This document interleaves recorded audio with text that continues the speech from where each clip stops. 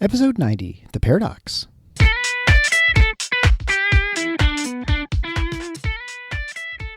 Welcome to The Paradox with your attending, Dr. Eric Larson. He is a practicing anesthesiologist and clinical assistant professor at Michigan State University College of Human Medicine. Listen in as he takes you behind the scenes of what practicing medicine in today's ever-changing world is like with another doctor.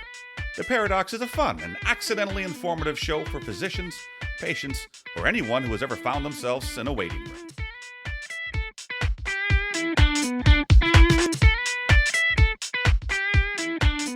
Welcome to The Paradox. I'm your host, Dr. Eric Larson. Thank you for joining me as we explore the U.S. medical system in a fun and informative format through expert analysis. Today's expert is Dr. Adam Rodman. Dr. Rodman is the host of the Bedside Rounds Podcast, a fantastic podcast which I'd highly recommend you listen to, subscribe, and share with your friends. He's going to talk today about quinine and hydroxychloroquine as we try and focus on COVID a little bit and learn a little bit about the history of not only the Spanish flu epidemic and a little bit this Russian flu, but also why hydroxychloroquine became a treatment of choice for some, and certainly with the initial regimens, although it seems like most places have dropped hydroxychloroquine from their regimen treating COVID. We'll even spend a little bit of time on social media in the 1918 Spanish flu and what was going on with wearing masks and not wearing masks, which I think you'll find amusing and have a lot of parallels with today. As always, the show notes can be found at theparadox.com/090. That's Paradocs. Please check it out for links to Adam's show and also the other things we discuss in the show that are pertinent to our discussion. I'd once again like to thank FeedSpot for featuring The Paradox as one of the top 20 physician podcasts you need to listen to. I have no one to thank but all my fans and those of you who are sharing the show and listening every week. I really appreciate that. Your engagement has really helped the show grow and has made it a lot of fun for me to learn along with you. As you may know, too, in previous episodes, I've talked about how the fact that my family has been without health insurance now since November. That was an intentional move, actually, through some strange circumstances through our work situation. But basically, we've been using a health-sharing ministry. We've used Samaritans, which is a large national, I think millions of members who participate in this, where instead of sending a check to an insurance company each month, instead we send a check to another couple, which is kind of interesting because we find out what they're going through. We can send words of encouragement, and it feels like much more like a community than it does just sending a check to your insurance company. And it's forced us as a family to really become consumers of the healthcare system, to be mindful of where we're getting our medications, where we're getting our testing, how we're getting our care delivered. And it's made us better. I mean, I should know better as a physician, but it has made us, I think, more participatory in our healthcare. And that's been really great on a number of levels. Additionally, we've saved a tremendous amount of money, too. We've saved a couple $1,000s this year easily. We also have to have a physician, and so we have chosen to have a direct primary care physician, actually the doctor I interviewed in earlier episodes, Dr. Amat. But not only do we have better care, certainly primary care than we've had in the past, it has made us better consumers, better understanding of the healthcare system and its craziness.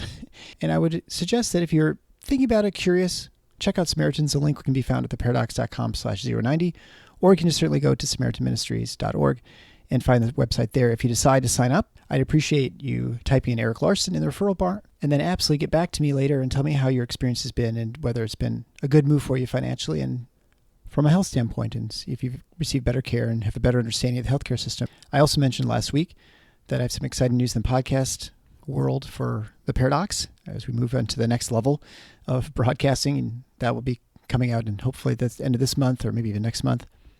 I would ask that you please take a second right now and share this show with a friend or recommend it to a friend. It'd be much appreciated. If you're not actually a subscriber, please hit the subscribe button on your favorite podcast player, whatever you're listening to today. That'd be much appreciated. But without further ado, I'd like to introduce Dr. Adam Rodman, the host of the Bedside Rounds Podcast, as we talk about pandemics in the past and today and why we're using hydroxychloroquine. Enjoy. Hey, this is Eric. I'm here with my new friend, Dr. Adam Rodman. He's a physician in internal medicine in Beth Israel Hospital. He also is the host of a fantastic podcast, Bedside Rounds.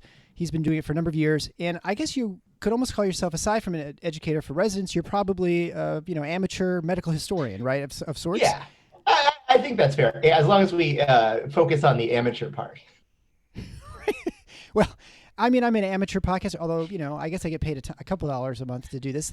But I wanted to have you on because you've done a lot of interesting research. I would recommend anyone who is not subscribed or listened to your show, absolutely check it out. It'll be in the show notes page at theparadox.com/090.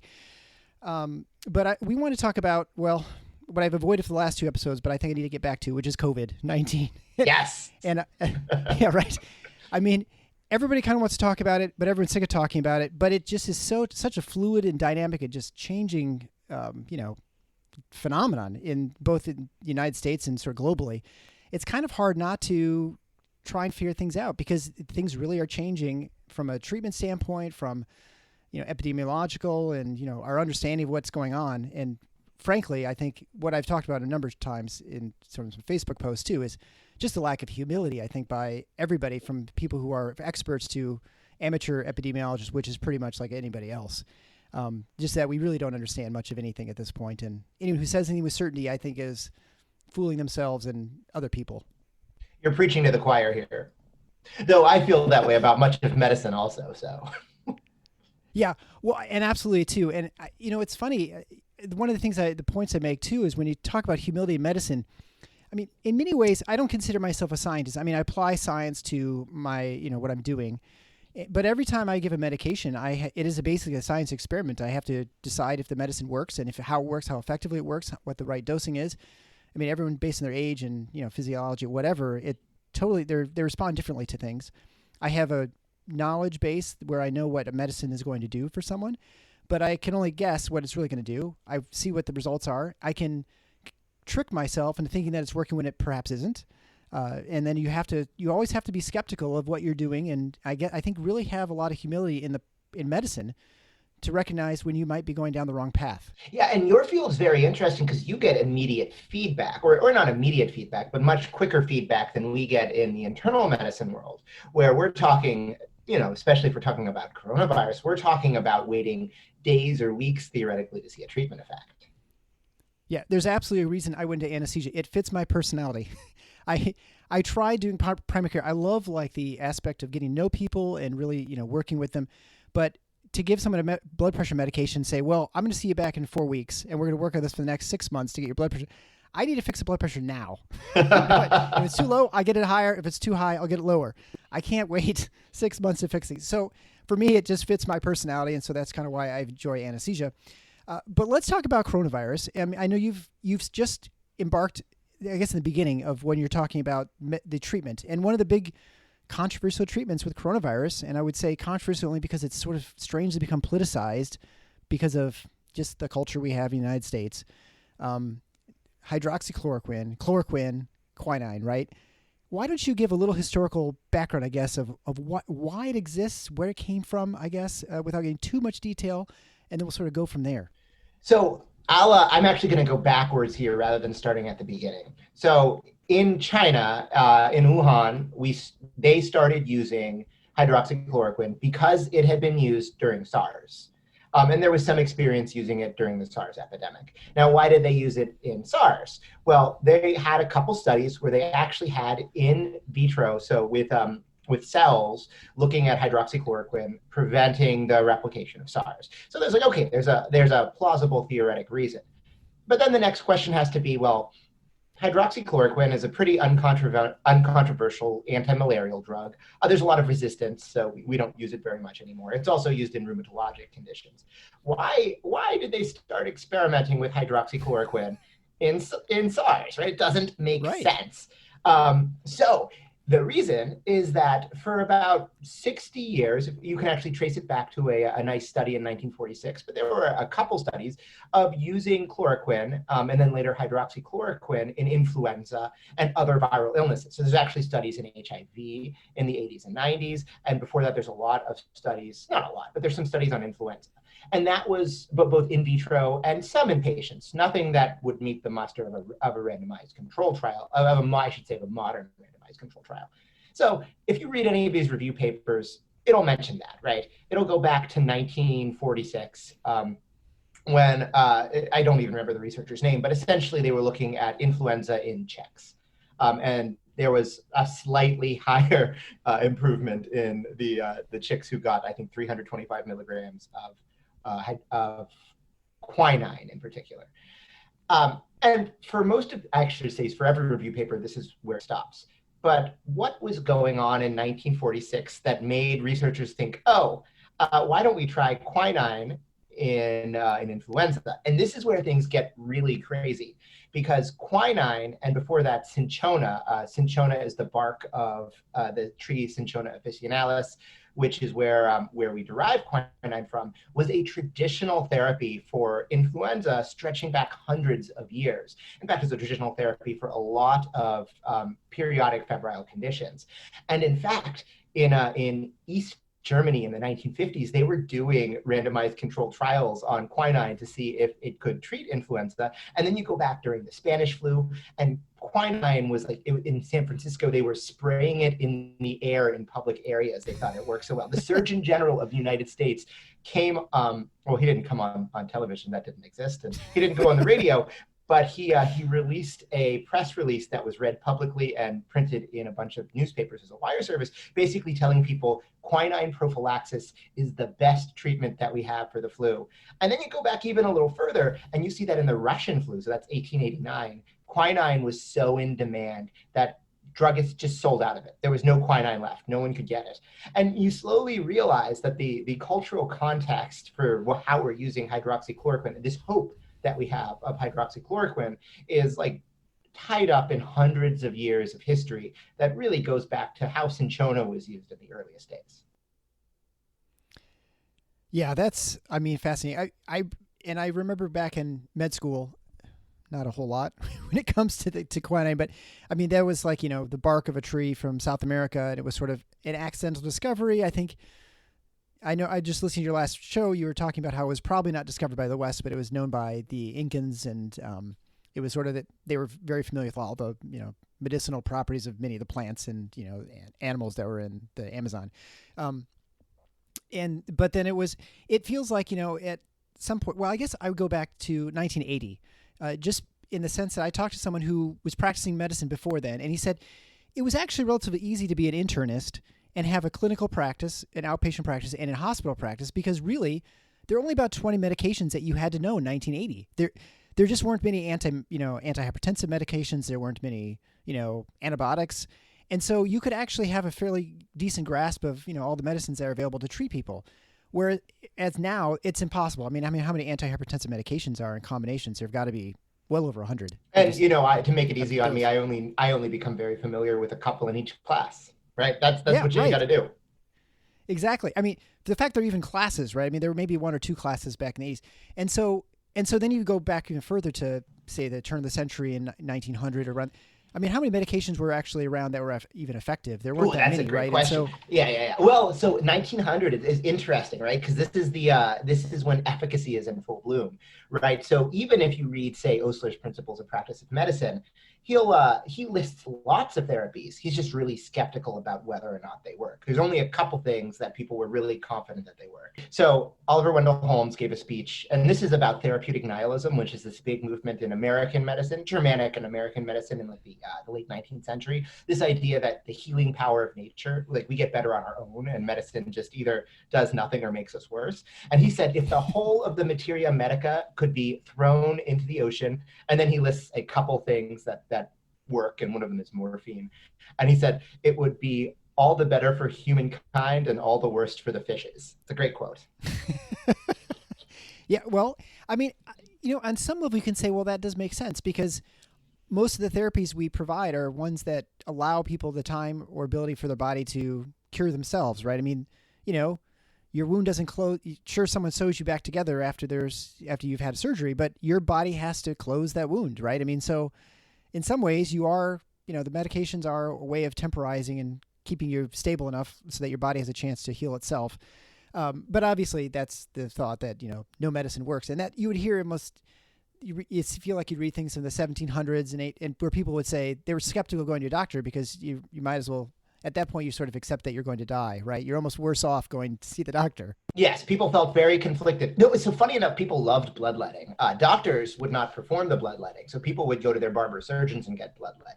Everyone loved that, but people thought that the medications that doctors would prescribe were particularly horrible. Hey, it depends on where and when, but I mean, it's an interesting thing is that our profession was, I don't want to say it wasn't high status, but, you know, in the early 19th century, I think it was not a given that we would attain the status that we would today. Yeah, well, clearly. I mean, because when you look at the success rates, I mean, and the understanding of disease processes was so poor on lots of things.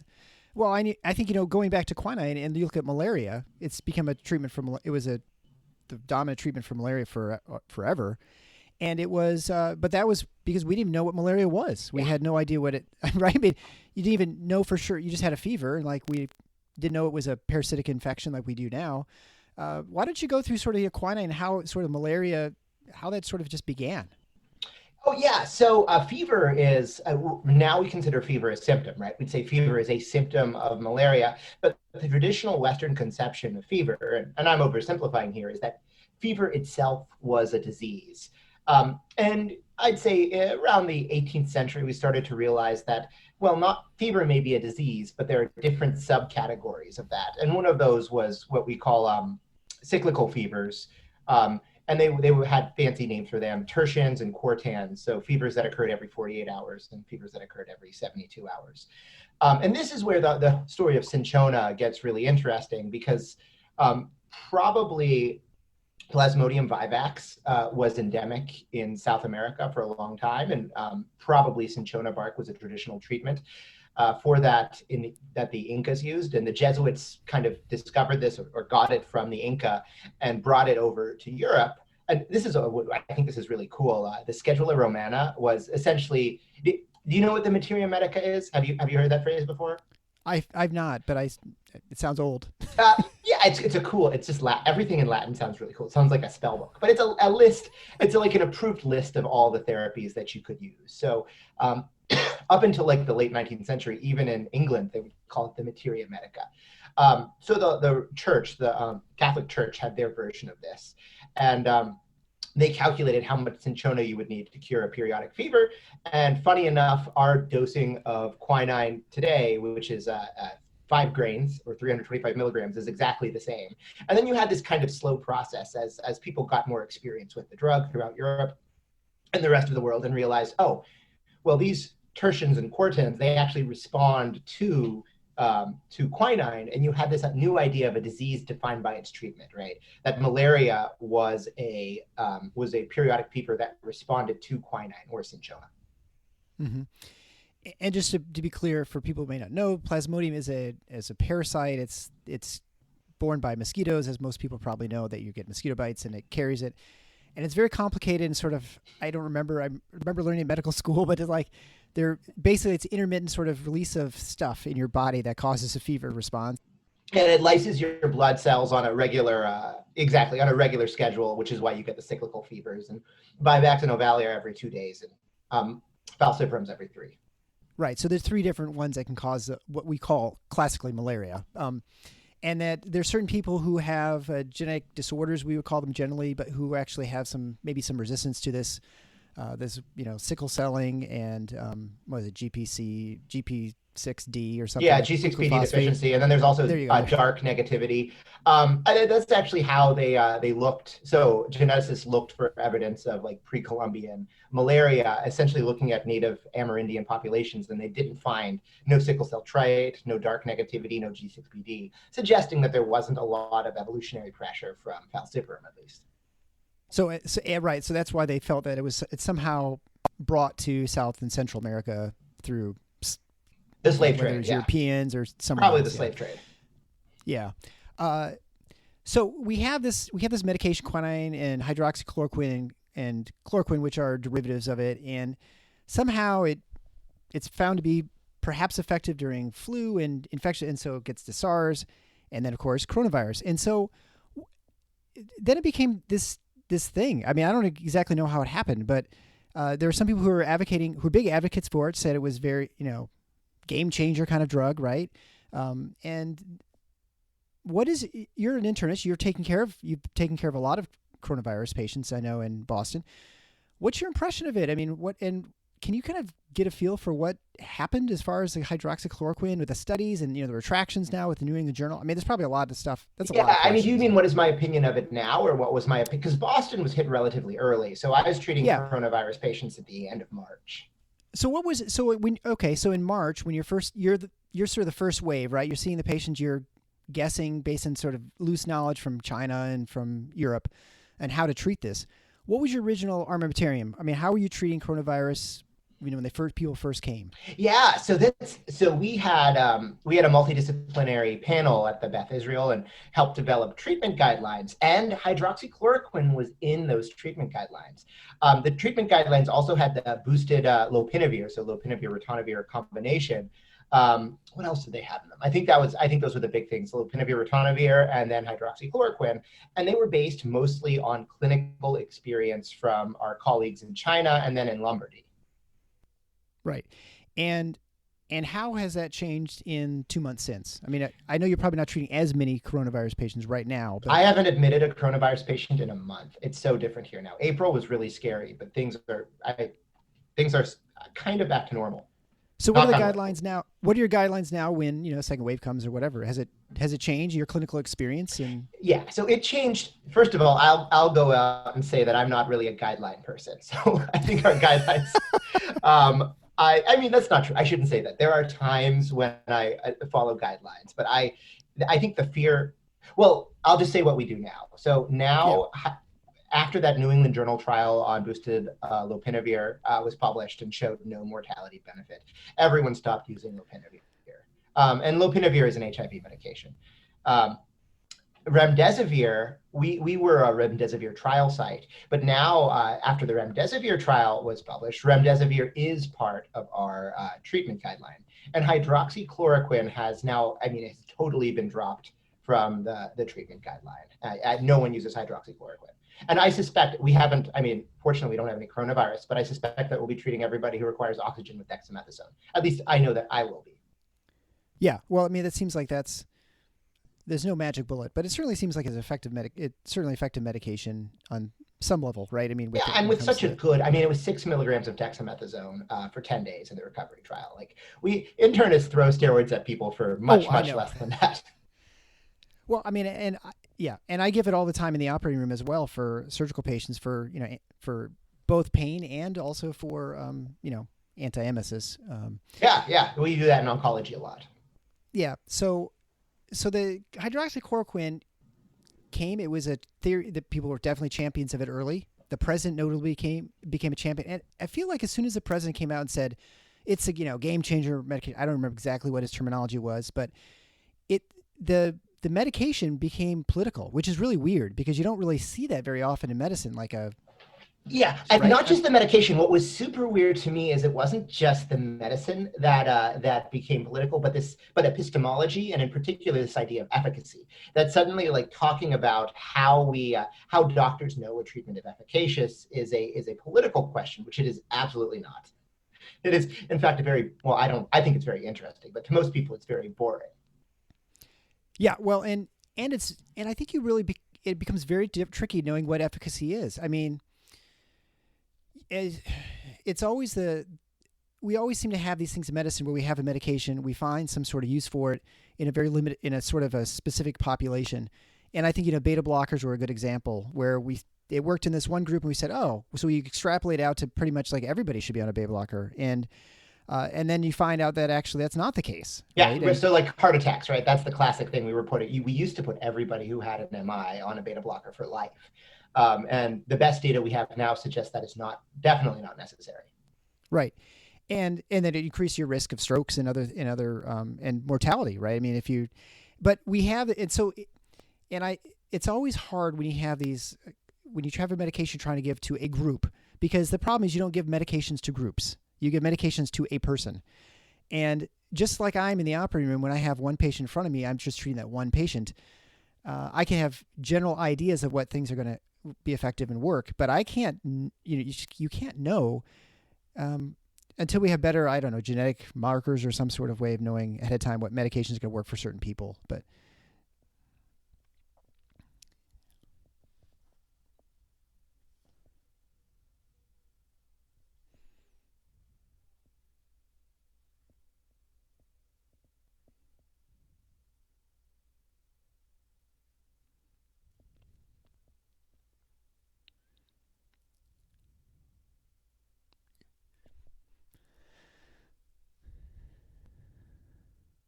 Absolutely. Like you and I would have no problem giving someone dexamethasone because the risk of that is so small.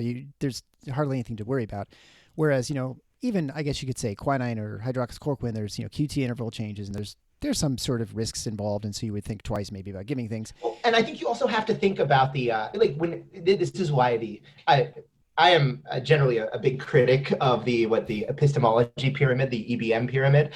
But that's evidence-based medicine for. Oh yeah, evidence-based medicine. Which I'll describe the pyramid. It suggests that there is a hierarchy of evidence with meta-analysis at the top. Below that is randomized controlled trials, and then I have no idea how they decided what goes in the other rungs. But it's right. Like a case control trial, a cross-sectional trial, and but in reality, like there's no easy shortcuts to this, right? If you have there are very, very well done randomized control trials, and there are horrible randomized control trials. There are very, very well done retrospective trials that do their best to minimize bias, and then there are terrible ones. So there's no easy out. You can't just say, oh, there was a trial, so this is good. It makes it very difficult. Yeah, and it's tricky because fundamentally, your chance of responding to your therapy is 0 or 100%. I mean, there's no halfway for most people. It's like, should I get this colonoscopy? Well, you don't care what the overall rate of, finding of some sort of disease is. You want to know, are they going to find disease in you, right? And the problem is you just don't know. Yeah, and this is now getting into really meta epistemology. This is the nosologic paradigm versus the diagnostic paradigm. So the idea that there's either an on-off state or if there's a spectrum of disease. And the reality is that, we like to pretend that this isn't the case, but for a lot of things, there probably is a spectrum of disease. And also patients don't really care about that. They care about like what you're going to do to them and if you're going to make them better. And so so with the whole thing with hydroxychloroquine, not only did it become politicized, but then it's sort of, there was like this rush to have, I want to say rush, and maybe that's not fair, but it felt like there was this rush to studies. And that's partly because we're trying to find a therapy that's effective for coronavirus.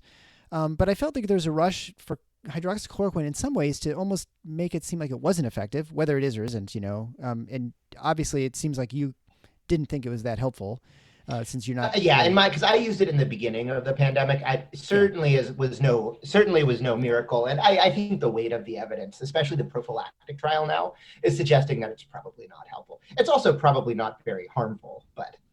Right. Yeah. It's probably not very helpful. Right. So, so what do you make of the whole thing that happened with the New England Journal of Medicine and Lancet? Both had to retract the right. So they sort of went against their sort of policies for. Usually data, they have to have it transparent and discoverable data, and it wasn't initially, which is sort of against their editorial policy. They still published the studies, and then they had to retract them a couple weeks later. It was very weird. I don't quite understand how that. I don't either. Right. This is this is my opinion because I don't know a lot about exactly what happened, but this, like the fact it seems like it was fraud, right? Like these numbers were purely made up by Certisphere. Super sketchy, and that it brought in both the Lancet and the New England Journal. I don't know. Like, I don't know what to make of that.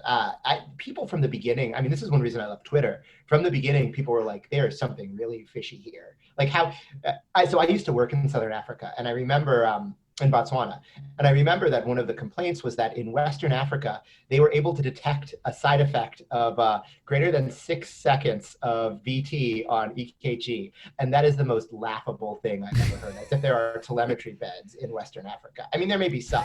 But like that idea is just so they don't have telemetry. Where do you think coronavirus is?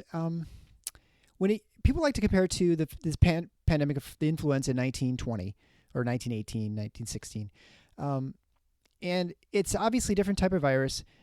But the world has changed so much in 100 years. It's really kind of hard to comprehend on many levels. So you probably don't know this. A lot of my listeners do that. So we lost our son 2 years ago in a car accident. Oh my God! I'm sorry. It's horrible. Thanks. And actually, if you listen to the show, at the end of the show, he's singing a solo. So at the end of my show. But I feel like losing a child now isn't completely different than it would have been 100 years ago.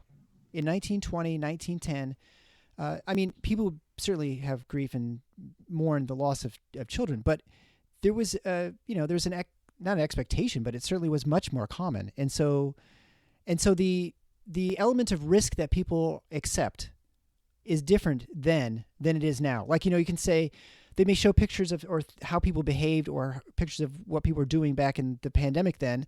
I mean, one, there's probably less you could do anyway if someone went to hospital. But also, I think just the idea of what, I guess, the expectation for life and how long you'd live was just different back then. And so you can't immediately compare how things were in either era, like today or then, right? I mean, don't you think that's... Oof, that's such a good question. So one of 1918 is pretty recent, but let's go back to, because infant mortality was actually not terrible in 1918. They were doing a lot better. But let's say like 300 years ago. So go back to the 1700s. One of the big questions that historians have always addressed is how did parents react to the death of children? Because you can imagine there's not really like this is kind of I'm using the word vulgar in the sense of being common, right? This is like vulgar history. It's not things that people wrote down. So historians have tried to understand how people felt about the loss of children. And it was complicated, right? Because there was an expectation that a certain number of children would not make it to adulthood. And there were coping mechanisms for that. But there was also very, very deep grief. I think that it's hard for us. Have you ever heard the saying, like, the past is a foreign country? Yeah. Oh, yes. I mean, I think it's hard for us moderns to understand and to, I shouldn't say us moderns, but in the 21st century to understand the mix of emotions of like knowing that you, and I'm saying this as a father and soon to be a father of two, but to know that your child very well may die, but also being entirely emotionally affected by that. And I don't know how to quantify or compare that. Yeah, I can't guess. All I can say is that I think, the prevalence of death and the understanding that it happens to the young or was more accepted or more, was more common that people right? So let's talk about influenza in particular, because yes. You can read, I mean, there's textbooks from that period. So like Osler's Principles and Practice of Medicine. The understanding was that kids didn't die from influenza. People weren't really worried about children dying. They were worried about the elderly dying. And this is in an era where Osler famously called pneumonia the old man's friend in his textbook. So people, I mean, I would say people took influenza seriously. I don't know that they were worried about their children. What made the 1918 flu so dramatic and so horrible was that it killed young people, not children, but young adults. And then moving to today, you mentioned you haven't had an admission in a month in Boston.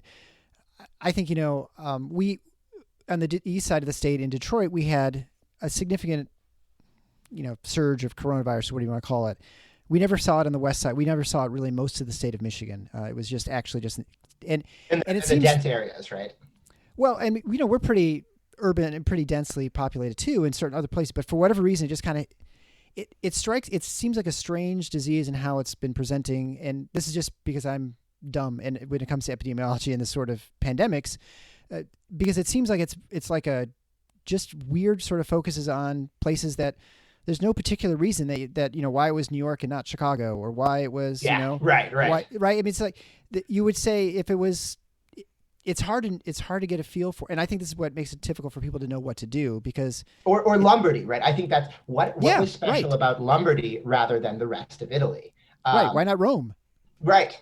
Lombardy, in fact, is a relatively wealthy region. Why did southern Italy, which is much poorer, not get hit much harder? And I don't know the answer. I don't think we'll know the answer for that for a while. Yeah, and I wonder if we ever will. Right? I mean, you wonder if it's more of a super spreader event or something like that, but it makes it really tricky. And it makes it very hard for people to know how to respond and how to prepare, both in the medical community I think, the strategy for how to deal with it. What was it like during the Spanish flu? I mean, was there this sort of, I don't want to say hysteria, but it feels like with maybe social media, it definitely feels more like a hysteria all the time where people are so afraid they're not going to the emergency rooms. They're not, they've completely changed their behaviors. Was it like that during the Spanish flu? So interestingly, not really, because the U.S. was at war and there were strict press controls. More interestingly, during the Russian flu, so 1889, there was a panic. Actually, there were people writing op-eds about the media panic terrifying people, and the Russian flu was also relatively mild compared to the Spanish flu. I'd say that tight media controls kept those sorts of articles from spreading, but certainly like people had daily newspapers, evening newspapers, single areas of a city would have newspapers. So it was, when you read stuff, like when you go back and read the original sources, it's actually kind of similar to Twitter. It's pretty interesting to read. Where do you see the treatment for coronavirus? Where do you see us going in the next 6 months? I mean, you're obviously teaching residents. It's probably radically changed the medical student interactions, the resident interactions with PPE. I know for us here with our Michigan State medical students, they actually stopped medical school and they didn't have any medical students in the hospital for a while, which I think is same here. Right. I mean, in the sense that we never really had it come, it's actually kind of a tragedy that they sort of miss out on opportunities for doing things because, there's, that sort of thing. It happens once in a lifetime. Oh, I feel horrible for the medical students. Right. I mean, I think the only possible justification for that is a PPE justification, which in the early days of the pandemic was true. The risk one I don't buy as much because, I mean, they're becoming doctors. So I felt really bad for the medical students. Right. I mean, you sort of are expected to take care of whatever. And so if you're never exposed to it, what better opportunity than in sort of a big crisis situation to really understand what it's like to be a physician and to learn how to manage, treating diseases and large complex Also, the good news is it appears that we're not really getting sick at work, right? It appears that doctors are getting sick from their communities like everybody else. So yeah, that makes me feel a lot better going to work these days. Well, and that was definitely a huge concern within anesthesia, obviously, because we're manipulating the airway and my impression is it's not been as big a deal. There are certain cases where people talk about special ENT surgeries where they're working the sinuses and everybody got infected despite having all the PPE in because there's some massive viral load potentially and those are the horror stories you hear from Lombardy when they were using a lot of CPAP on patients with a lot of aerosolization and a lot of healthcare workers were getting sick. Right. Yeah, and I wonder too. So when you have the next wave come through Boston, let's say in next month, knock on wood. Right, knock on wood. Your treatment's gonna be different. So you're gonna have dexamethasone. You're probably gonna be very slow to intubate people. I imagine you're gonna put people much more likely on oxygen. Try and keep them home as much as you can. Send them home with oxygen. Right. Try and treat people out of the hospital. Exactly. Try to keep them out of the hospital. And also one of the things, I mean, coronavirus is a weird disease. I've seen personally so much late thrombotic complications. So being very aware that these patients get DVTs and PEs relatively easily. And I mean, have you considered personally, like thought, maybe I should just take a baby aspirin a day or. Oh, for myself or if I had coronavirus? No, for yourself. I mean, just, as a prophylactic thing. No, I haven't. This gets down into my bugaboo about nosology and pulmonary embolism.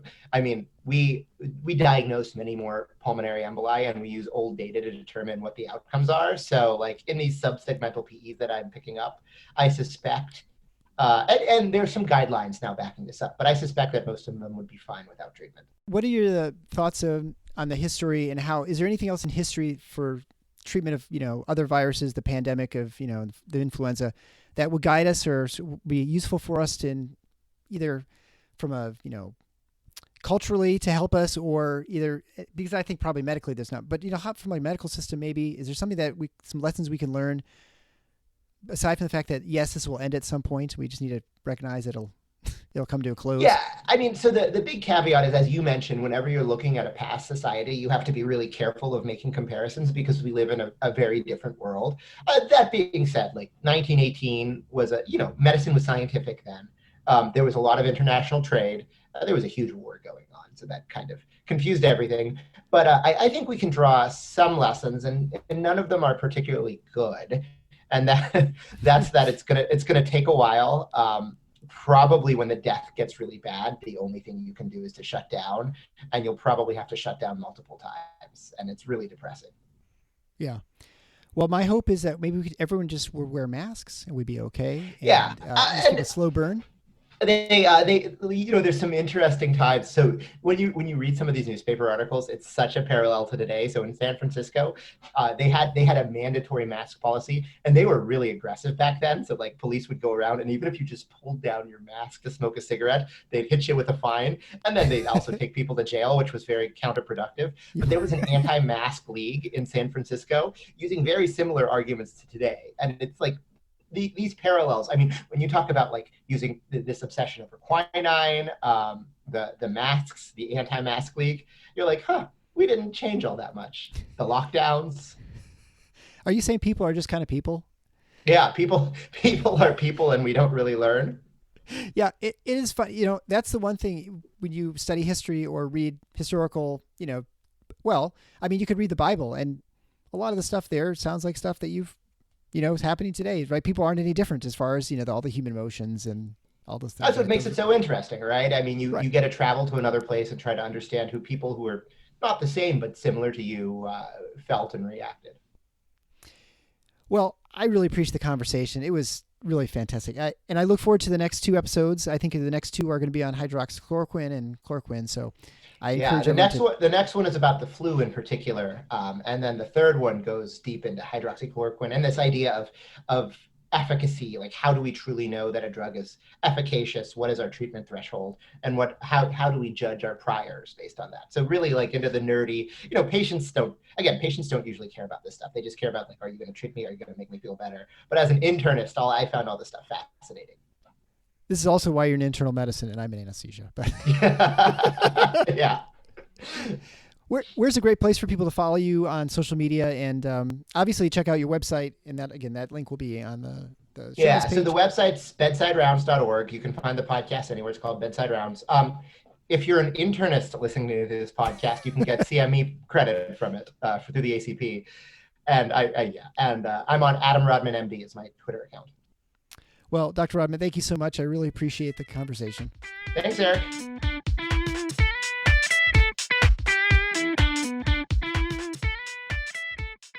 Thanks for listening to The Paradox. If you like what the doc is doing, please subscribe and leave a review on iTunes or Stitcher. And share the show with your friends. Become a supporting listener to get access to special bonuses at patreon.com/theparadox. Show notes can be found at theparadox.com.